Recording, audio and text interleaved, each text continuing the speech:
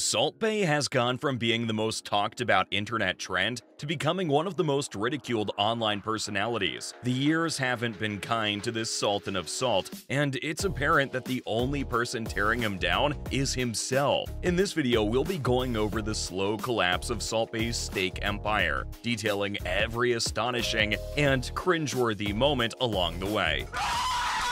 Keep your eyes peeled, because this video isn't just a lesson for influencers, it's for all the salty baes out there too. Salty introductions. Salt Bae's life wasn't always built around gold-encrusted tomahawk steaks and celebrity appearances. To fully understand his tale, we need to go way back to his childhood. Nusret Gökçe, better known today as just Salt Bae, grew up in a poor and humble Turkish household. So poor, in fact, that eventually Nusret would have to quit school altogether and start working at a butcher's shop. Little did he know, the meat he would meet those days would change his life forever. Never one to lay on his belly and give up, he took butchering from a supposed dead-end job to an opportunity he can dedicate his life to. Through hard work and perseverance, he eventually pulled his savings together and opened his own restaurant, lovingly named after himself, Nusret. And the restaurant was good, beloved by food critics and casual diners alike because of how affordable and high quality the cuts of meat were. As word got around that Nusret was delicious and definitely worth it,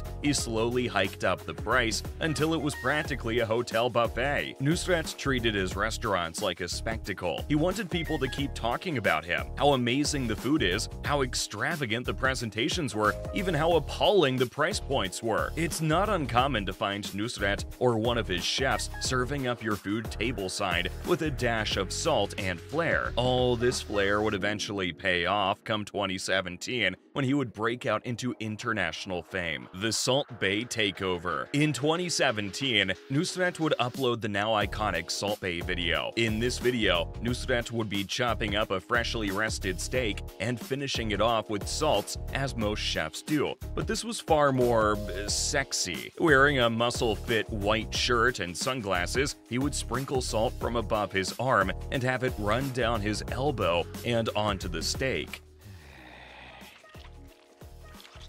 Oh, God, what I wouldn't do to that. What?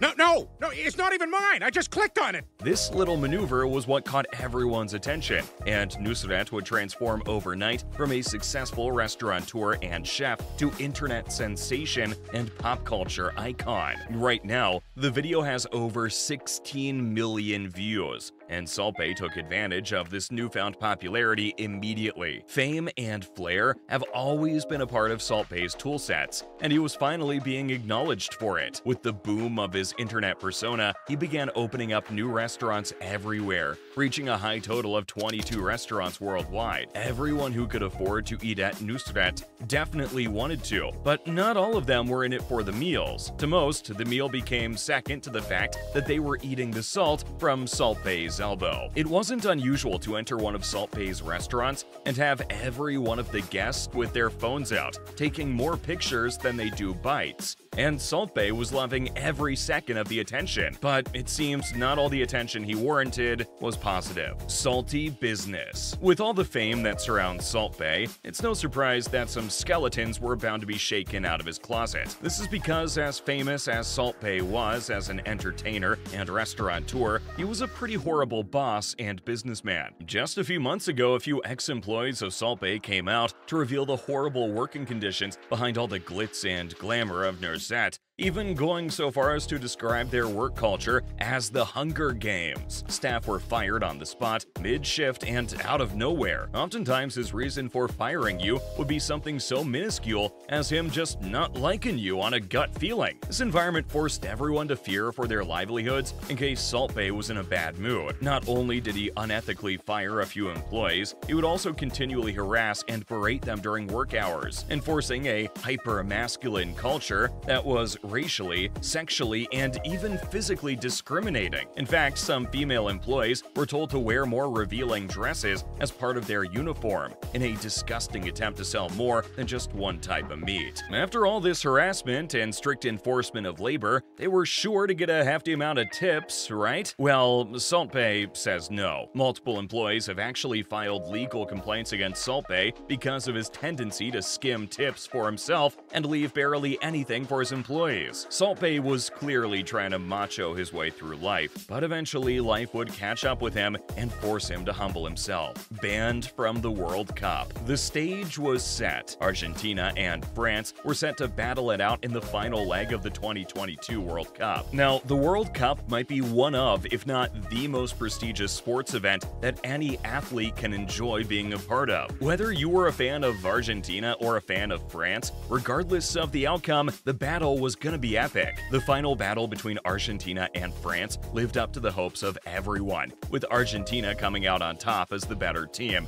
and the team knew it. Lionel Messi, arguably the greatest football player in the world, was on the cusp of nearing retirement, and he had just won a World Cup. And who else is more worthy to congratulate him than Salt Bae?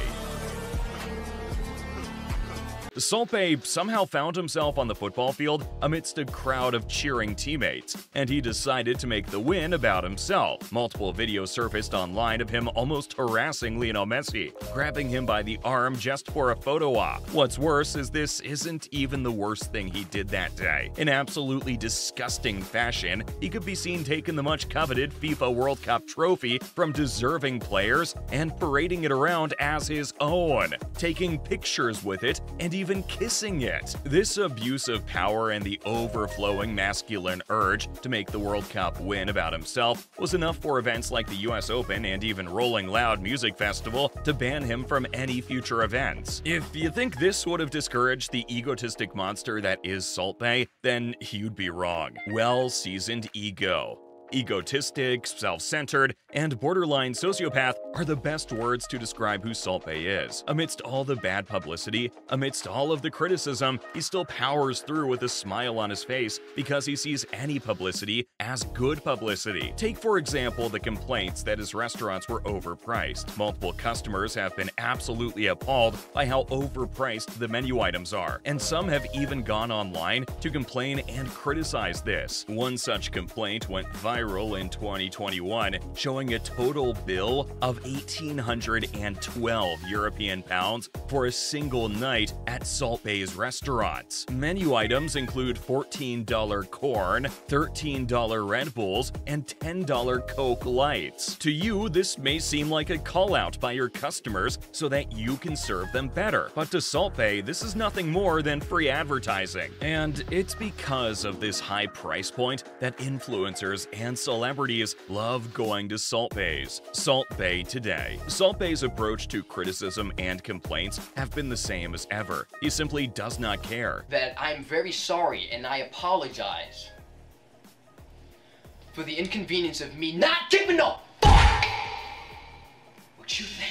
His restaurant culture still has not changed, banking on machismo and flair instead of wholesome cooking. The only thing that has changed is that most of his restaurants are either closing down or flip-flopping their way there already. The World Cup fiasco proved that there were things larger than Salt Bae, and now he knew that too. Only time will tell if the cracks in Salt Bae's meat empire continue to give, but we just hope he's learned his lesson.